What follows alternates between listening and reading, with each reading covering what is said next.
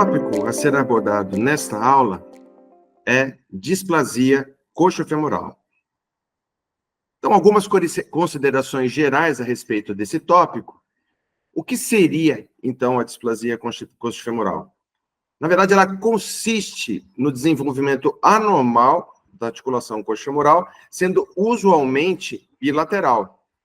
Situações nas quais eu tenha uma incongruência ou um mau encaixe articular unilateral, provavelmente isso tenha ocorrido em virtude de um trauma, e não necessariamente desta patologia, displasia coxofemoral em si. É uma patologia que manifesta-se sobre vários graus, apresentando frouxidão de tecido mole periarticular, instabilidade articular, má formação tanto de cabeça como colo e acetábulo, com consequente desenvolvimento de uma doença articular degenerativa, cuja sigla é DJD. A displasia coxofemoral é considerada como sendo a desordem da articulação coxofemoral com maior prevalência nos cães, sendo, desta forma, a principal causa de doença articular degenerativa.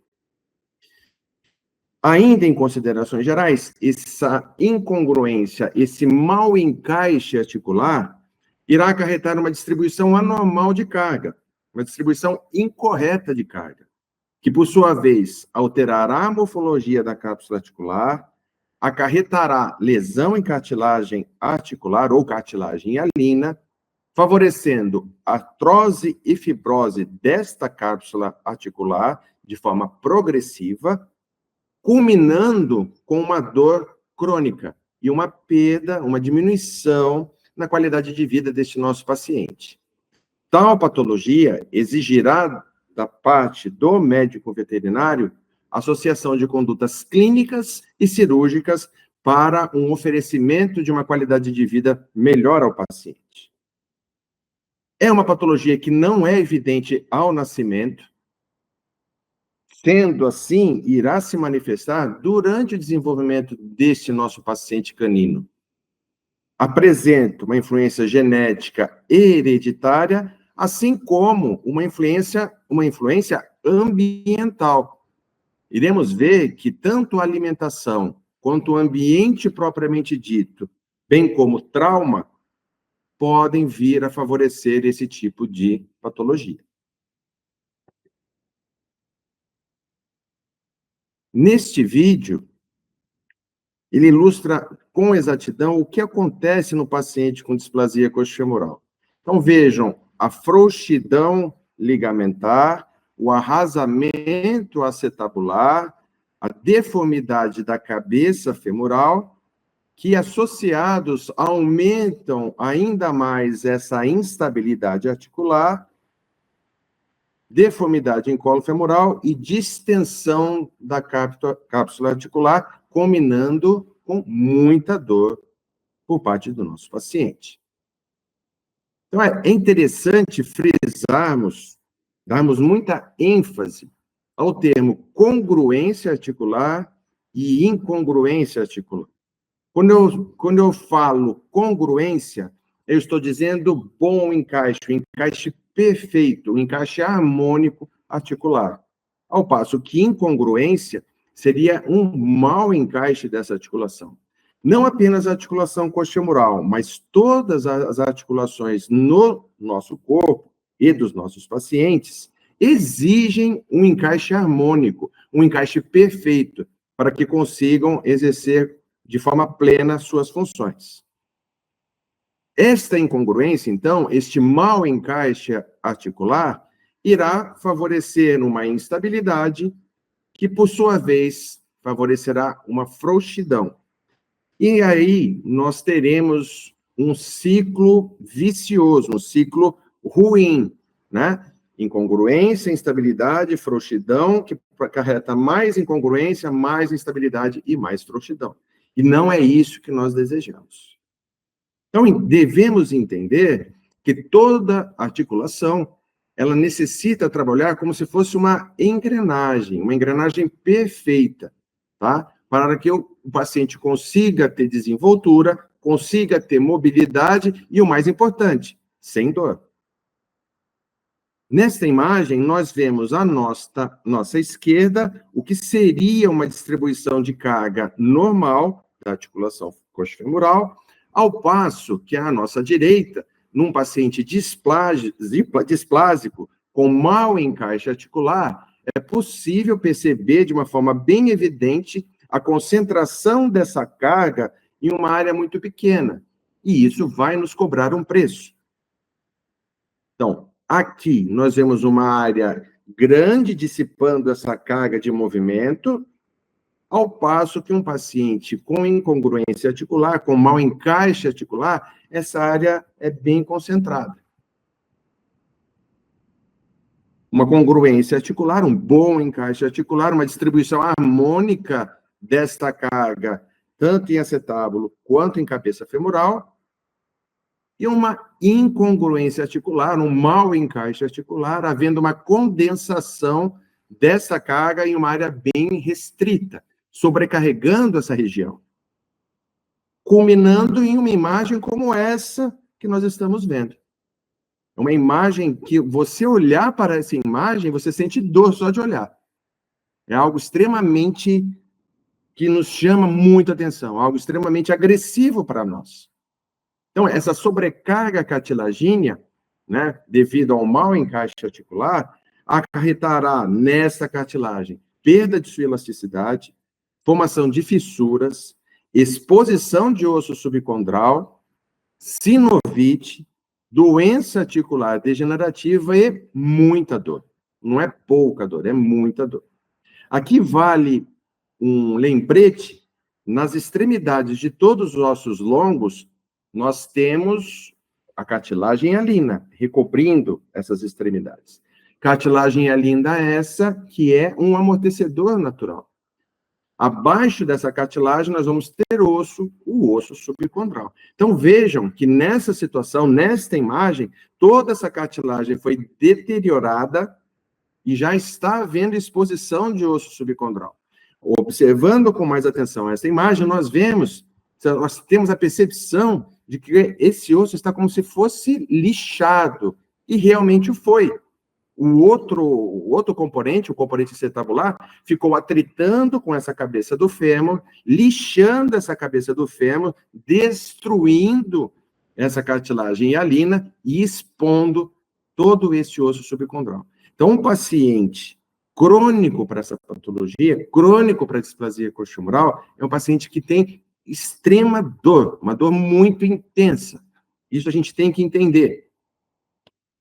Então, vejam vocês, nessa imagem à esquerda do modelo anatômico, nós vemos a cartilagem hialina, que é essa estrutura mais branca, né, que seria um aspecto mais próximo do normal, e essa parte central, que é essa parte que está lixada, foi aonde houve o atrito do acetábulo com a cabeça do fêmur, e lixou, extraiu a cartilagem dali, expôs o osso subcondral. Tá? Mais uma vez, vejam que eu estou frisando de uma forma bem enfática para vocês a relação de uma articulação normal, de uma articulação saudável, de uma articulação congruente contra, né, opondo-se a uma articulação anormal, incongruente, displásica. Perceba a diferença dessas duas imagens.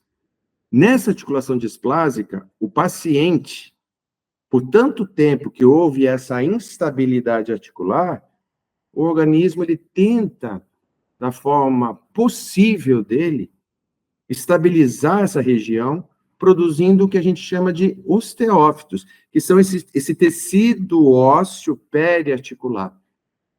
Esse tecido ósseo é produzido em virtude dessa instabilidade e a tentativa desesperada deste organismo em tentar estabilizar essa região. À nossa esquerda, nós teremos uma imagem macroscópica de uma articulação normal, de um pastor alemão de 11 anos, onde nós vemos o colo femoral, a cabeça femoral bem redonda, bem certinha, o tecido cartilaginoso recobrindo essa cabeça femoral de uma forma harmônica. Em contrapartida, uma articulação displásica desse pastor de 10 anos, nós não temos mais nada. Nós não temos colo femoral, esse osso foi achatado, propriamente dito, de forma propriamente dita. Nós temos exposição de osso subcondral, nós temos osteófitos, enfim. E quais seriam os sinais clínicos destes pacientes? Então, se você tem uma articulação como essa que nós vimos, como que esse cachorro vai querer ficar em duas patas? Como que ele vai subir um degrau, que o subir o degrau para o cão, ele joga bastante peso em membros pélvicos, como que ele vai fazer isso com naturalidade? Ele não vai fazer. Por quê? Porque ele vai colocar mais carga em membros pélvicos. Então, ele vai se tornar relutante em fazer esse movimento.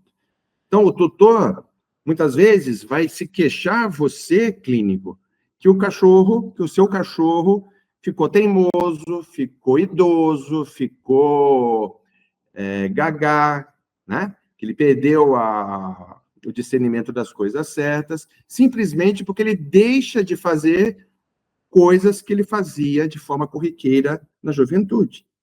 Né? Então, ele torna-se relutante em subir degraus, relutante em entrar no carro. Então, nós, como bons observadores, iremos perceber esses detalhes. Ainda, ele passa a adotar, no caminhar com os tutores, nos seus passeios, um posicionamento denominado antiálgico ou de pseudocifose. Percebam nessa imagem, a coluna tóraco-lombar desse paciente está curva.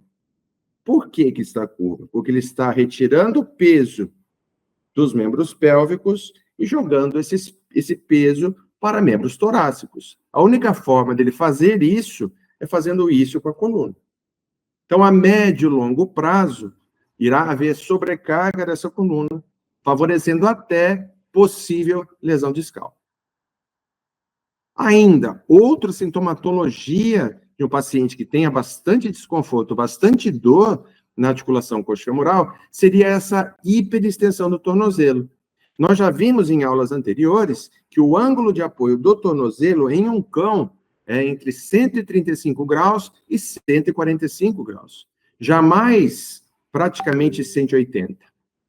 Então, ele apoiando em 180, como se ele estivesse apoiando na ponta do pé, mostra que ele está transferindo carga para membros torácicos, como vocês vão ver nesse vídeo. Percebam, cadê o tornozelo desse paciente? É um show-show, uma raça predisponente. Então, o ângulo do tornozelo seria esse aqui, ó. E ele anda dessa forma aqui, reto.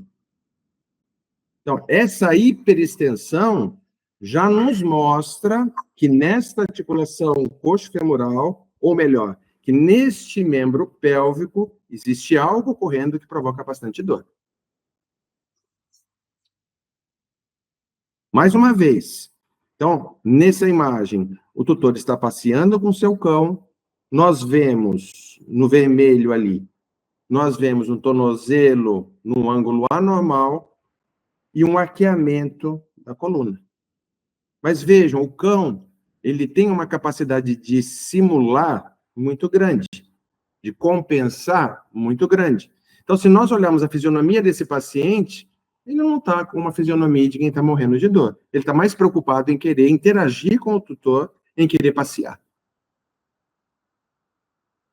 Mais uma imagem que nos remete a essa sensação, que seria essa alteração do barocentro para os membros torácicos. Então, ele tira o peso dos membros pélvicos e descarrega esse peso em membros torácicos. Ele está alterando esse barocentro, está alterando a distribuição de carga dele.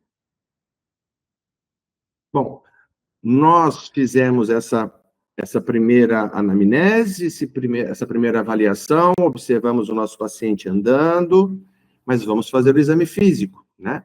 O exame físico mais realizado para a suspeita de uma displasia coxofemoral é um teste, na verdade, denomina-se teste de Ortolani, tá? E o que seria esse teste de Ortolani? o nosso paciente estará deitado em decúbito lateral e uma das mãos do examinador, uma das mãos do veterinário, estará na região da crista ilíaca, apoiada na crista ilíaca. Ao passo que a outra mão estará no joelho desse meu paciente. O que eu farei? Eu irei comprimir essa mão do joelho em relação à mão da crista ilíaca, farei essa compressão e esse movimento de abdução. Tá?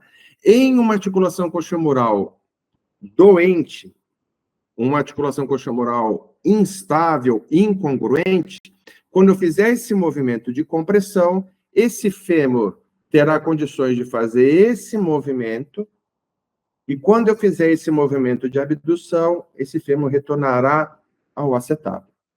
Por vezes, esse retorno ao acetábulo produz um som, que é audível, tá? Nós conseguimos escutar um estalido, um tec. A esse estalido denomina-se teste de Ottoland.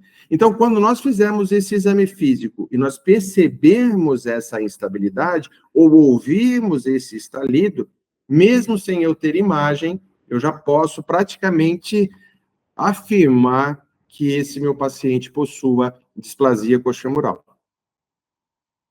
Demonstrando mais uma vez a importância de um excelente exame físico. Ainda em relação ao exame físico, nós temos um segundo teste, chama-se teste de Bardem, em que avalia a frouxidão articular. É um teste que apresenta uma acurácia de 83%, ou seja, é um teste um tanto quanto subjetivo, depende muito da percepção do examinador, né, do médico veterinário, e mais eficaz para pacientes leves com menos de 3 quilos, menos de 3 meses. Então, o nosso paciente está em decúbito lateral, a mão do examinador estará abaixo do membro e fará esse movimento aqui. Okay, Hund liegt in Seitlager, der zu palpierende Daumen liegt dorsal von Então, essa frouxidão excessiva, esse subluxar da cabeça do fêmur em relação ao acetábulo não deve existir. Correto? Lógico, teremos que levar em conta que trata-se de um paciente que apresenta dor e, por vezes, será dificultoso executar essa manobra, mas com jeito e paciência é o correto a ser realizado. Então, nós tivemos a nossa anamnese, fizemos o nosso exame físico, mas o confirmativo será o nosso exame radiográfico, o exame de imagem. O exame radiográfico é realizado com o paciente sedado, preferencialmente anestesiado, que irá possibilitar um posicionamento perfeito.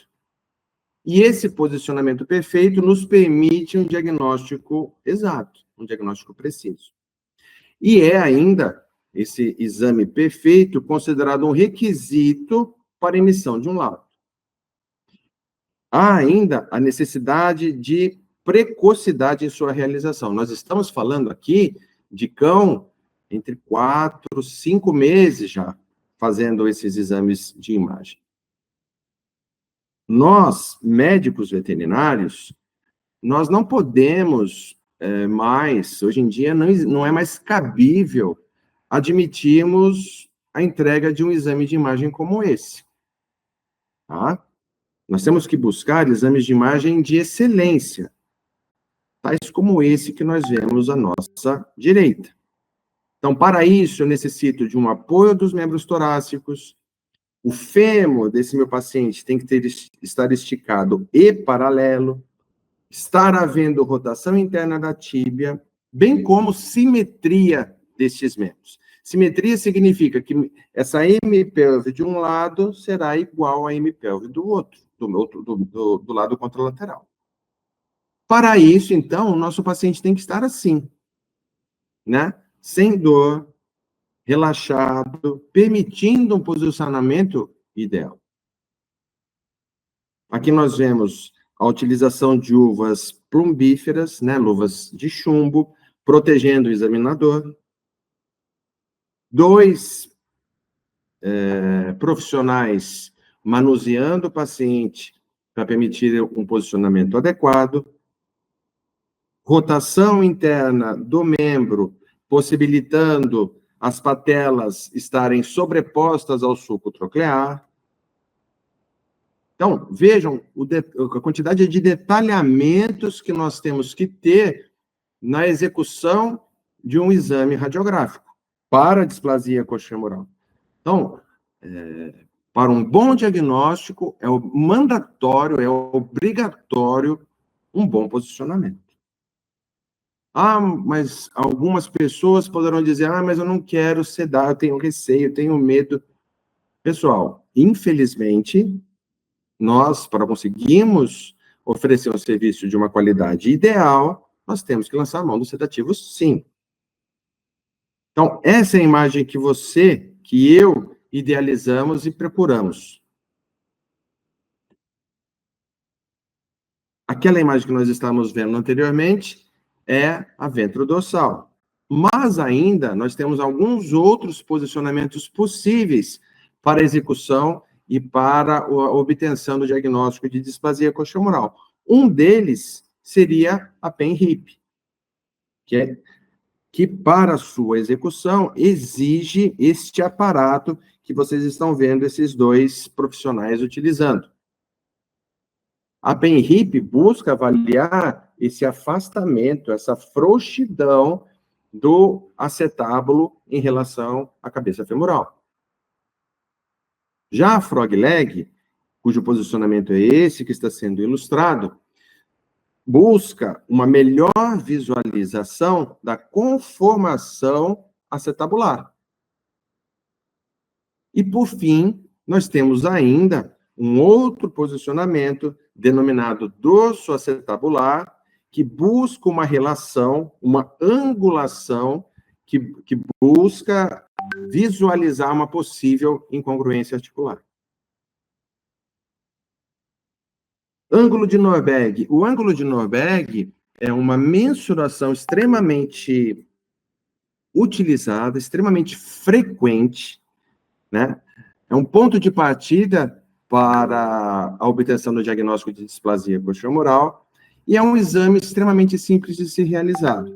Então, nós buscamos encontrar e definir o centro de ambas cabeças do fêmur. Iremos traçar uma linha entre elas e uma segunda linha na borda acetabular. A este ângulo denomina-se ângulo de Norberg. Antigamente utilizava-se uma régua, né? Mas hoje em dia, com o advento da tecnologia e de programas específicos, esse ângulo é obtido de uma forma extremamente prática e fácil. Ainda, é possível visualizarmos em um exame radiográfico uma linha denominada linha de Morgan, que é considerada como sendo uma evidência de uma precocidade de uma osteoartrose, de um início de uma doença articular degenerativa. Considera-se como sendo a formação de um osteófito a nível de inserção posterior da cápsula articular, sobre o colo femoral. Então, aqui nós vemos de uma forma bem discreta, bem tênue, o que seria uma linha de Morgan. A mesma coisa aqui, a mesma coisa aqui. Então, para nós avaliarmos de uma forma correta uma imagem radiográfica, nós gradativamente temos que buscar nos familiarizar com aquilo que devemos observar. E quais seriam as classificações, né, a graduação para uma displasia coxofemoral? Então, a displasia, essa patologia, displasia coxofemoral, é subdividida em 5 graus. Nós temos o A, ou normal, o B, ou leve, C, a displasia moderada, ou melhor, A, normal, B, mais ou menos displásico, existe esse termo, quase normal, né?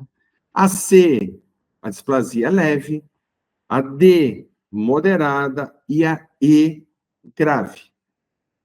Há quem faça também a subdivisão dessa classificação por cruzes. Ou seja, o A, que é uma articulação normal, é negativo. O B, que é uma articulação quase normal, mais ou menos.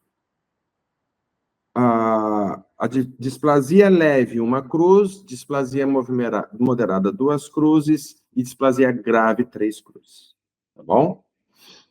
E qual seria essa classificação do grau A? Então, é uma articulação normal, ou seja, o ângulo de Norberg, que nós vimos anteriormente, ele é igual ou até maior do que 105 graus. Então, entendam que quanto mais contida for a cabeça do fêmur no acetábulo, maior será esse ângulo de Norberg. Correto?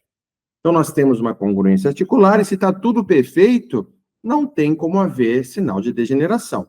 Então, isso é o que a gente idealiza, isso que a gente deseja em todos os pacientes.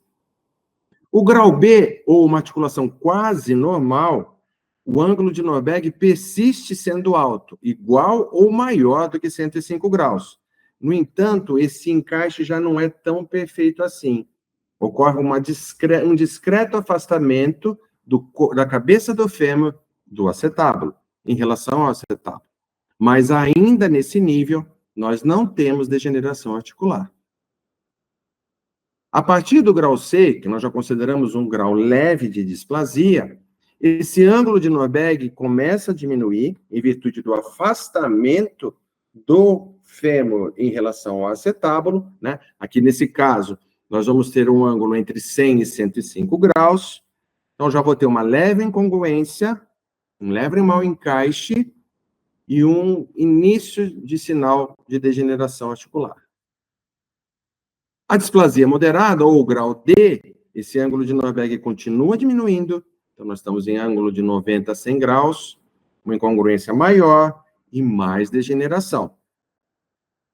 Até culminarmos com uma displasia coxofemoral grave, severa, 3 cruzes, ângulo de Norberg bem baixo, menor do que 90 graus, onde você tem muita degeneração articular, muita incongruência, muita deformidade e muita dor. Tá?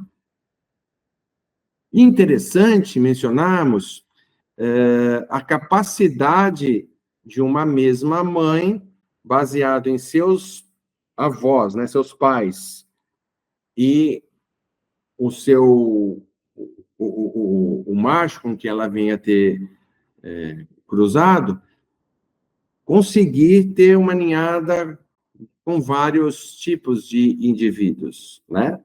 Então, para eu afirmar que esse meu paciente ele é isento de displasia, o ideal, quando eu for adquirir esse cãozinho, é eu ter informações dos seus padreadores, pai e mãe, e os avós, porque, por vezes, pode haver possibilidade de algum gene, de algum avô se manifestar nesse filhote.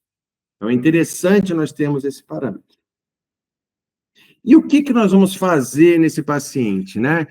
Como que seria o tratamento de um paciente com displasia coxofemoral? Então, atualmente, né, a displasia coxofemoral não é uma patologia recente, tá? Recente é o que está sendo feito com ela.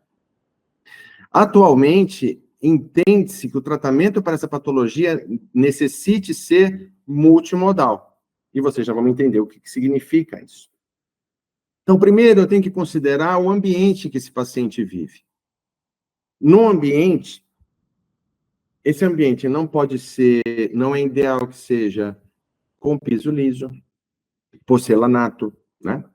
Não pode ter escadas, degraus, rampas, aclives, declives. Isso seriam condições ruins para quem tem um problema articular.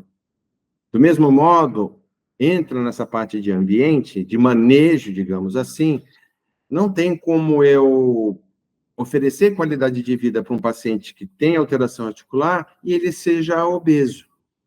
Então, eu necessito ter um controle eficaz de peso desse paciente, correto? Um outro fator que irá atuar nesse meu tratamento multimodal seriam possíveis medicamentos. E aqui entra uma gama extremamente grande de possibilidades.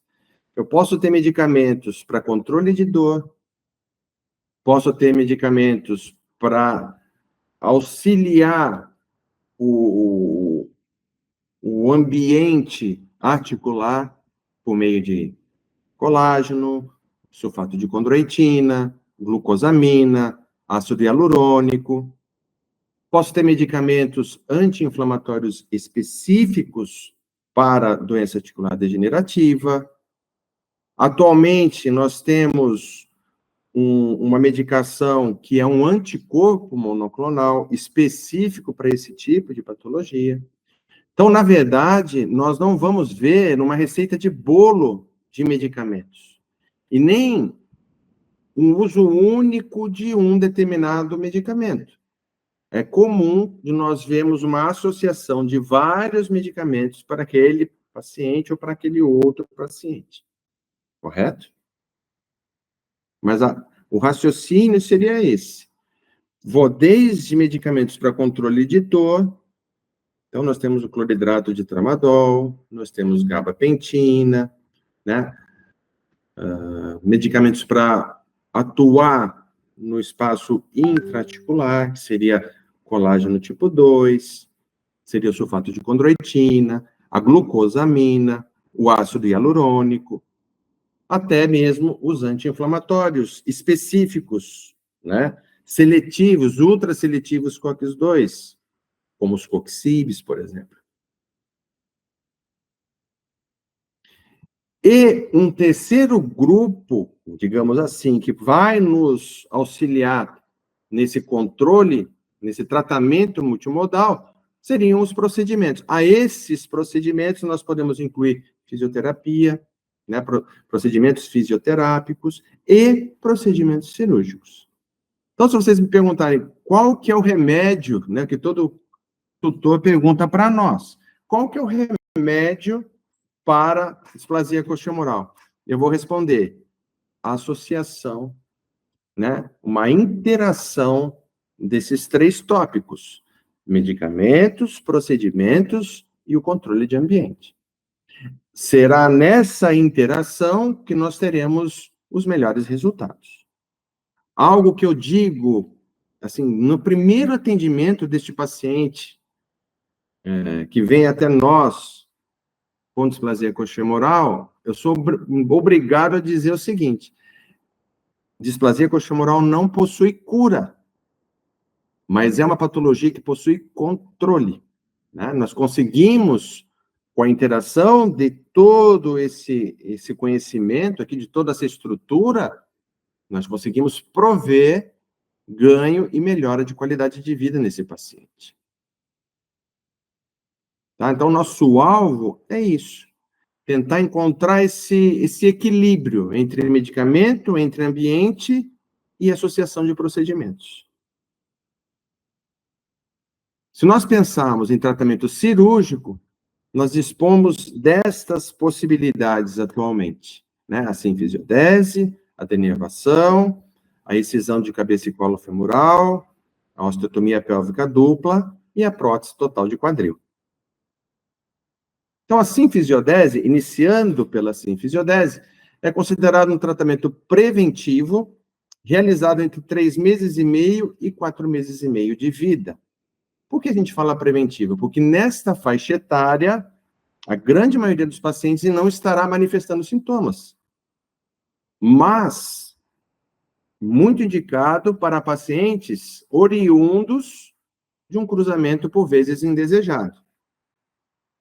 Um padreador que é displásico, que cruzou com uma fêmea displásica, provavelmente o fruto dessa associação serão filhotes displásicos. Eu tenho ciência de que isso irá acontecer. Tá? Importante informação nesse slide aqui é a faixa etária, entre 3 meses e meio e 4 meses e meio de vida. E no que consiste a técnica cirúrgica? Se consiste em eu cauterizar essa região que está em vermelho aqui. Aqui nós temos a sínfise púbica, e eu irei cauterizar essa linha de crescimento, metade dessa linha de crescimento, favorecendo o crescimento ósseo nesse sentido. Dessa forma, permitindo um maior recobrimento acetabular. Eu irei zerar essa displasia coxofemoral? Provavelmente não, mas eu irei amenizar a graduação dessa displasia coxofemoral. Então, vai ser um benefício para esse meu paciente. O procedimento cirúrgico em si seria esse aqui, esse é o decúbito do nosso paciente, tá? Em fêmeas é bem mais fácil, porque nós não temos a estrutura, né, do pênis ali para dificultar um pouquinho o nosso acesso. Então, abordagem cutânea, subcutâneo, tecido muscular, onde você irá se deparar imediatamente com o músculo grácil, divulsiona-se o grácil do osso e nós já estamos na sínfise púbica. Então, é um procedimento extremamente rápido, prático, simples de ser executado. E nós iremos cauterizar essa região que eu mencionei a vocês, que é essa região que está ilustrada em vermelho para vocês. Tudo bem? Ó, isso aqui. Esse trecho aqui, do 8 para baixo, que será cauterizado com bisturi elétrico. Aqui é um paciente displásico, tá? É um caso clínico nosso, um filhote. Era um Golden Retriever. E aqui são esses filhotes. Na verdade, nós tivemos a oportunidade de atuar em 2 cães desta ninhada. Então, no pós-operatório imediato, esse daqui seria o pós-operatório imediato. Onde que está? Percebam que eles ainda estavam com roupa cirúrgica, né? Bem jovens. E é um pós-operatório razoavelmente tranquilo. Vocês percebem que eles interagem com bastante facilidade.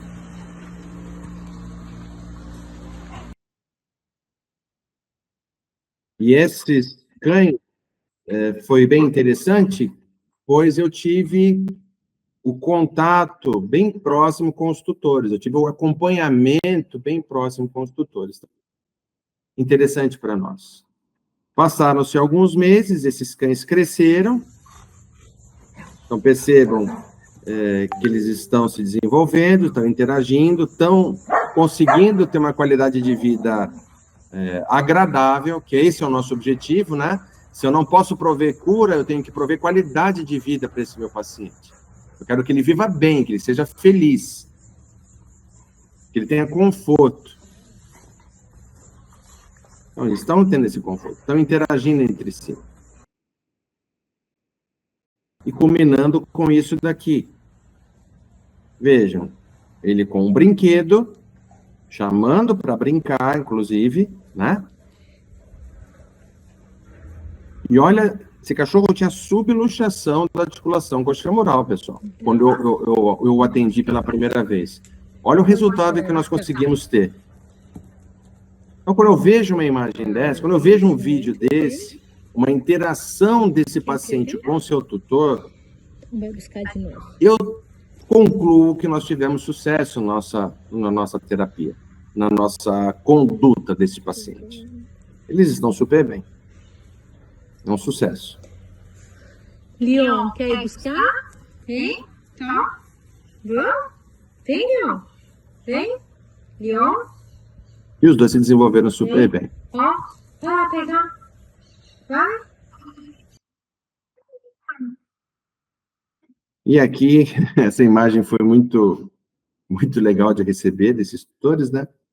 Porque, além de tudo, eles eram uma exceção, eles tinham uma piscina para se divertir, então era bem legal, né? Eles mesmos faziam a fisioterapia deles, né?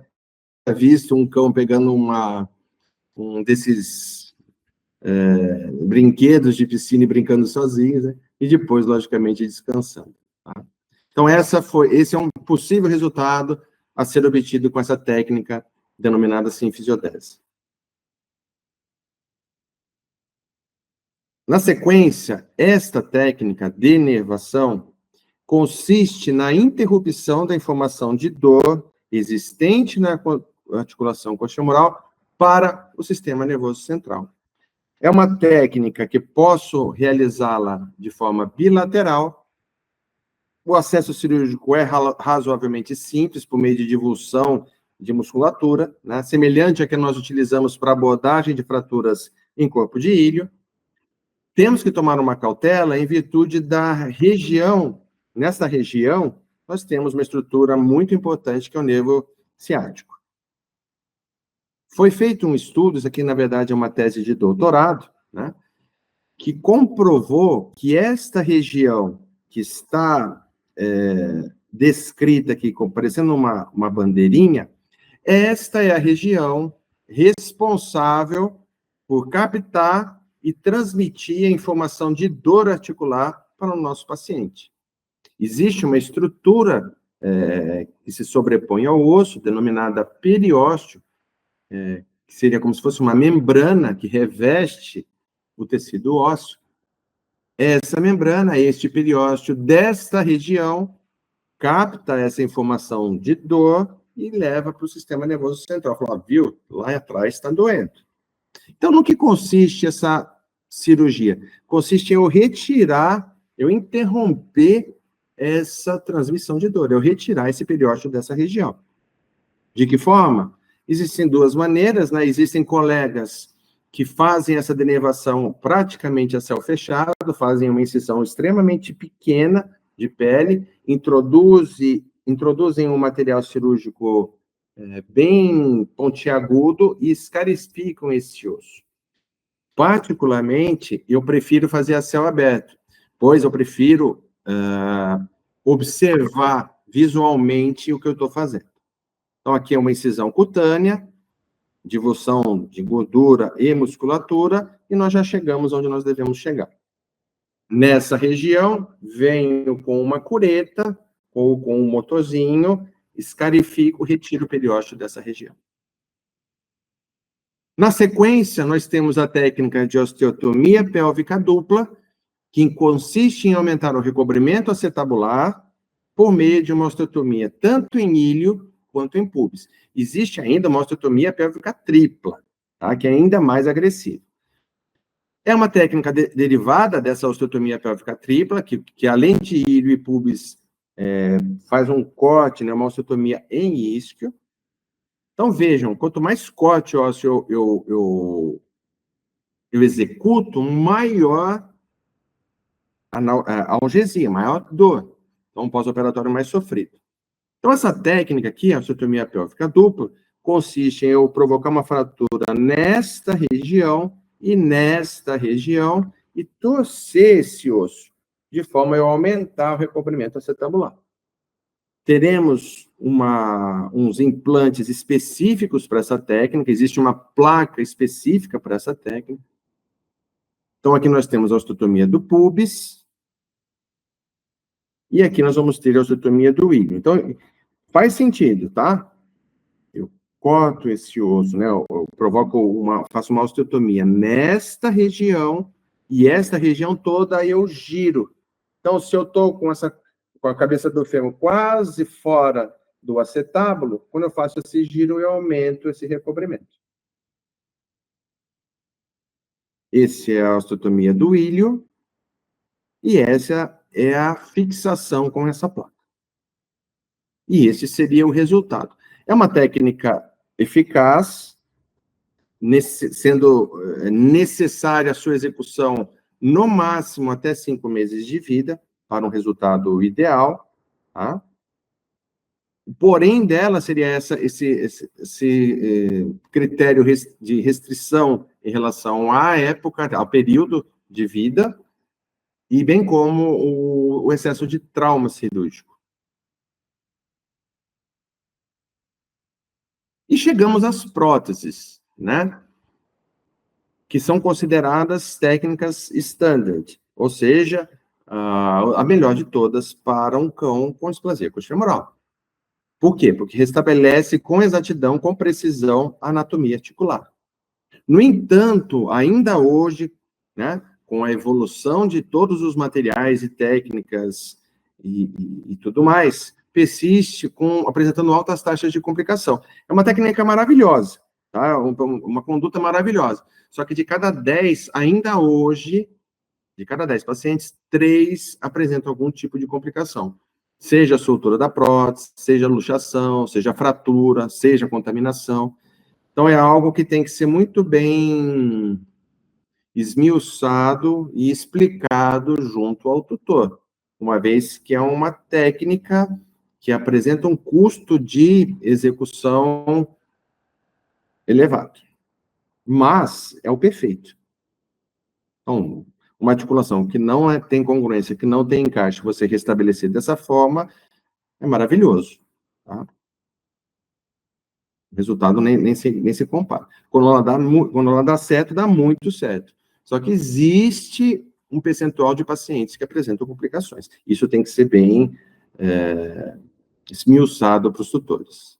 Então, nesse vídeo, a gente vê sensacional. Então, você tem uma articulação coxofemoral completamente degenerada, retira-se a cabeça femoral, introduz-se o componente acetabular, o componente femoral, a cabeça do fêmur, e nós temos uma articulação nova. E vida que segue, né? Então, eu acredito que esse é o caminho para um paciente com displasia coxofemoral, de nós termos evolução tanto da técnica, quanto dos profissionais, quanto dos materiais, para nós chegarmos nisso daqui, porque realmente resolve o problema.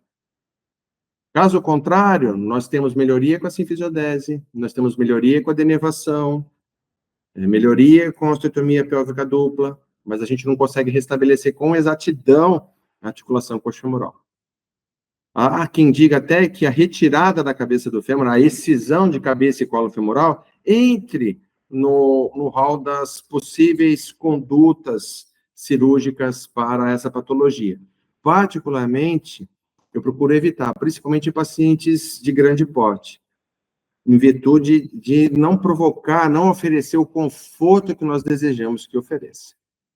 Ok? Então, essa seria a nossa aula a respeito do tema displasia coxofemoral.